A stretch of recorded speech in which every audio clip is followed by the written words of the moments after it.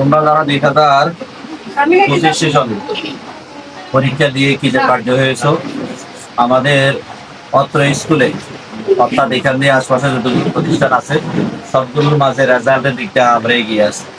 যদিও আমাদের শিক্ষার্থী সংখ্যা কম পরীক্ষা দিয়েছে, ফলাফলের ক্ষেত্রে আমরা এগিয়ে আছি। এই জন্য এই সফলতাটুকু সবচাইতে বেশি আমি যাদের অক্লান্ত পরিশ্রম হয়েছে সম্মানিত টিচার মন্ডলী, তোমরা দেখেছ আমাদের এই জায়গাগুলোতে দুইটা বাদ থাকার কারণে ওনারা বেশিরভাগ টিচাররা দেখতাম প্রায় সময় তাদের বোরকা, এরপরে যে শার্টের জামা এবং প্যান্ট প্রায় নিয়ে যেতাম, এবং এই পুরো দিন এই জামা নিয়ে বোরকা নিয়ে ভিজা শার্ট প্যান্ট পরে তারা কিন্তু তোমাদেরকে দিয়েছে। এই জন্য ওনারা অত্যন্ত ক্লান্ত পরিশ্রম করেছে। এই জন্য তাদেরকে আন্তরিক অভিনন্দন, ধন্যবাদ জানাই।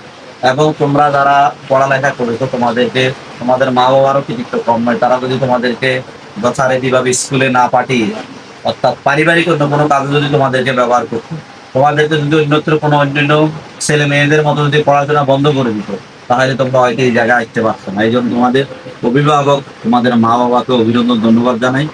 এর পাশাপাশি তোমাদেরকে ধন্যবাদ জানাই এই জন্য তোমরা নিয়মিত ক্লাসে এসেছো, ক্লাসে উপস্থিত হয়ে টিচারদের কমান মেনেছ। আমার কাছে মনে হয় সবচাইতে বেশি আমরা শাসন করেছিলাম ক্লাস 10-এর এই ডিস্টার্ব। আমিও অনেকবার, যেটা আমি কখনো বাচ্চাদের মতো দেই না, ক্লাস 10-এর এদেরকে আমি অনেকবার মারছিলাম বিভিন্ন কারণে, প্রয়োজনে অনেকবার আমি ডেকে মেরেছি। এই জন্যই তোমাদেরকে সফলতার জন্য, তোমাদেরকে এগিয়ে দেওয়ার জন্য, তোমাদেরকে ভালো ফলাফলের প্রত্যাশায় আমাদের তোমাদের প্রতি আমাদের কোনো রাগ এবং অভিমান, পারিবারিক কোনো দ্বন্দ্ব অথবা তোমাদের সাথে অন্য কোনো রেশ আমাদের নেই। তোমাদের প্রতি আমাদের প্রত্যাশা একটাই, তোমরা মানুষের মতো মানুষ হবে, ভালো মানুষ হয়ে এই জাতির, এই এলাকার, তোমাদের মা বাবার মুখ উজ্জ্বল করবে। আমাদের প্রত্যাশা সবসময় এটুকু ছিল, সামনেও থাকবে। এবার তোমাদের প্রতি দ্বিতীয় রিকোয়েস্ট করবো, তোমরা এখান থেকে যাওয়ার পরে তোমরা হয় রেসিডেন্সিয়াল স্কুলের আঙ্গিনায় যাবে, অথবা কেউ ব্যক্তিগত প্রয়োজনে যদি অন্য জায়গায় চলে যাও, অথবা একান্ত না পারলে যদি অন্য জায়গায় একান্ত দুই একজনকে চলে যেতে হয়, তোমরা চলে গেলে তোমরা খেয়াল রাখবে, তোমরা রেসিডেন্সিয়াল আঙ্গিনায় যাওয়ার অন্য কোনো প্রতিষ্ঠানে যাও, তোমাদের জায়গা থেকে অনেক ধরনের স্কুলের বিভিন্ন শিক্ষার্থীরা ভর্তি হবে, ভালো ভালো স্টুডেন্টরা ভর্তি হবে। তাদের মোকাবেলায় তাদের সাথে তোমাদেরকে পেরে ওঠার জন্য, পাল্লা দেওয়ার জন্য এখন থেকে তোমাদেরকে প্রস্তুতি দিতে হবে। তুমি যদি মনে করো আমি তো পাস করেছি, যেহেতু সামনের দিকে আমি পাস করবো, আমি ফেল করার চান্স আমার নাই, আমি তো পাস করে গেছি, সামনে পাস করবো। এই জন্য তোমাদের যে সমস্ত শিক্ষার্থীরা বিভিন্ন জায়গা থেকে ভর্তি হবে, তাদের সাথে পাল্লা দিয়ে এগিয়ে দেওয়ার জন্য, এবং তোমরা এখানে যে রেজাল্ট যা করেছো তোমরা ওখানে আরো বেশি ভালো ফলাফল করবে। কারণ হচ্ছে তোমাদেরকে বিগত 10টা বছর যখন পড়ানো হয়েছে তোমরা তখন অবুঝ ছিলে, তোমরা বুঝবে না, তোমাদেরকে মা বাবা শিক্ষকরা শাসন করে পড়ার টেবিলে বসাইতে। এখন তোমাদের কিন্তু সে বয়স আর নাই। এখন তোমাদের বয়স হচ্ছে নিজেদের উদ্যোগে নিজেদের সফলতা খুঁজে নেয়া, নিজেদের উদ্যোগে নিজেদের জায়গা খুঁজে নেয়া। তোমরা যদি কিশোরের দিকে তাকাও তাহলে মনে করবা যে অনেক দূর মনে আগাচ্ছ, তবে সামনের দিকে তাকালে তোমাদের মঞ্জিল অনেক দূরে বাড়বে। তোমাদের এই সফলতার জন্য তোমাদেরকে হাঁটতে হবে, পরিশ্রম করতে হবে। মেয়েদেরকে অনুরোধ করবো, মেয়েরা অনেক সময় ম্যাট্রিক পরীক্ষা শেষ করার পর অর্থাৎ এসএসসি পরীক্ষা শেষ করার পরে তারা মনে করে জীবনের শেষ দাঁত সীমানা এটাই। আমি অনুরোধ করবো তোমরা হাইলি কোয়ালিটি অর্জন করো।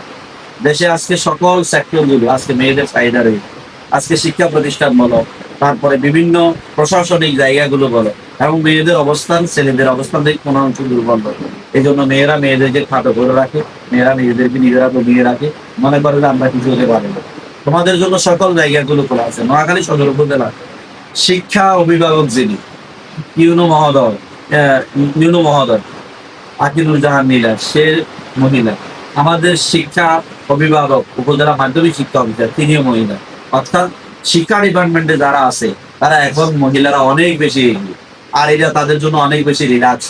এই জন্য তোমাদেরকে অনুরোধ করবো, তোমরা শিক্ষাকে তোমরা এই জায়গায় দমিয়ে না রেখে তোমাদের ফুলটাকে তোমরা এখানে ভেঙে দিও।